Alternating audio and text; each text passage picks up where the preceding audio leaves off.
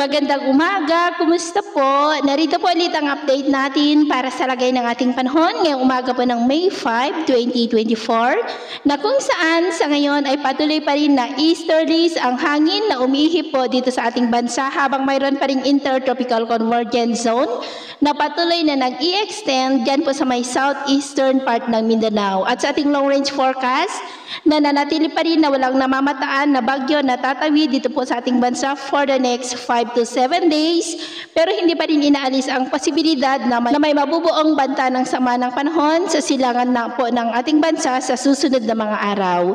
At sa lagay ng ating panahon, ngayong madaling araw ay maayos ang panahon sa malaking bahagi ng ating bansa pero may tsansa pa rin ng mga isolated rains sa ilang bahagi ng Ilocos, Pangasinan, Camarines Norte, Catanduanes, Eastern Samar, Zamboanga Peninsula at Basilan. At mamaya ay sisikat ang araw sa malaking bahagi ng ating bansa, mainit at maalinsangan muli ang panahon, pero may tsansa pa rin ng mga isolated rains sa ilang bahagi ng Southern Quezon, Camarines Norte, Catanduanes at ilang bahagi ng Eastern Samar. At mamayang hapon, maayos pa rin ang panahon sa malaking bahagi ng ating bansa, mainit at maalinsangan, pero may tsansa pa rin ng maulap na kalangitan with isolated rains sa ilang bahagi ng Ilocos Region, Camarines Provinces at ilang bahagi lamang ng Mindanao.